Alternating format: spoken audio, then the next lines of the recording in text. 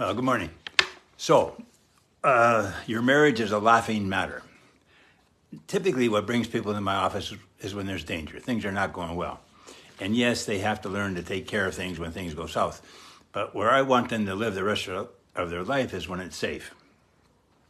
And in Imago, we believe the way to increase safety is to increase pleasure, which you would think is a fairly obvious equation, but there's a part of our culture that distrusts if things are too good. We have sayings like, it's too good to be true, or knock on wood, or I'm waiting for the next shoe to drop, things like that.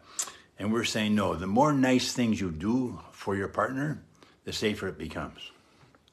So, and there's a lot of science to back that up too, and the importance of having fun.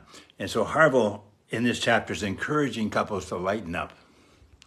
A couple's wisdom about using humor and joy is critical to their happiness together. The sign of a relationship artist is someone who, even when they are dealing with hot-button issues, can touch on them lightly and bring in a spirit that allows for a mutually satisfactory solution. And later he states, it's impossible to laugh and be defended at the same time.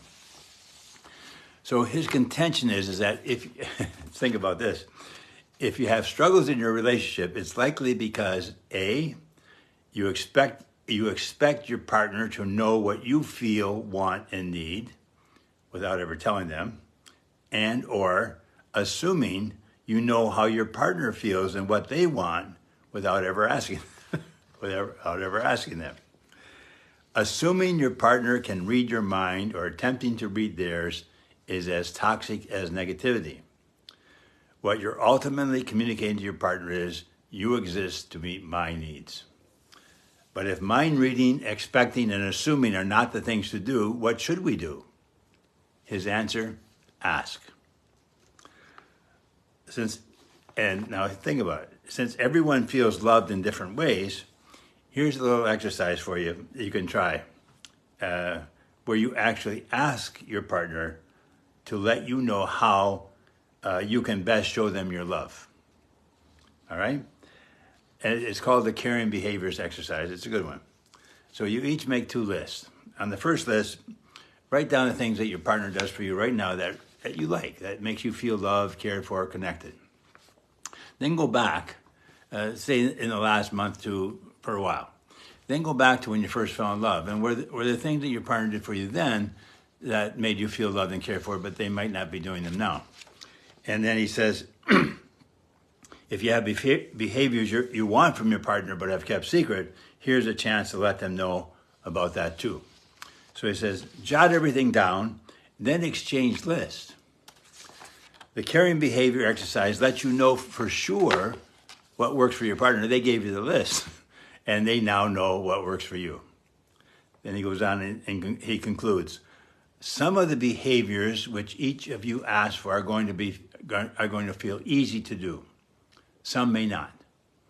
Pick the ones that feel doable and do them often. And watch your partner's pleasure blossom and grow. And again, the Imago system, we always start with the easiest thing.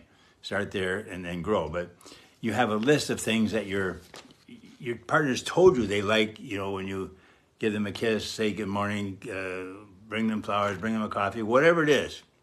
Well, start doing them. The point is that caring behaviors are a gift. And he says, but don't make the mistake of assuming this means that caring behaviors are all fluff. Engaging in them can slowly repair your partner's heart. Also, requesting what you want shifts you out of the position of being a victim faster than just about anything else in the book. 10 steps to making relationships simple. And you'll have fun doing it. So again, if you think of small kids, real small children, their natural state is one of happiness, bliss, joy, kids, especially infants. Imago theory believes that we too, in a partnership marriage, are meant to live in that original bliss, joyful state. And I truly believe that. So the moral of the story, the way to increase safety is to increase pleasure. Make your marriage a laughing matter. Okay? Have a great week. See you next week. Next week I'm going to look at it. We're getting towards the end of the book, Making Marriage Simple, by Harwell Hendricks and his wife. And I think it's the last chapter, one of the last chapters, your marriage is the best life insurance policy. So we'll talk about that. Okay, have a great week. Cheers.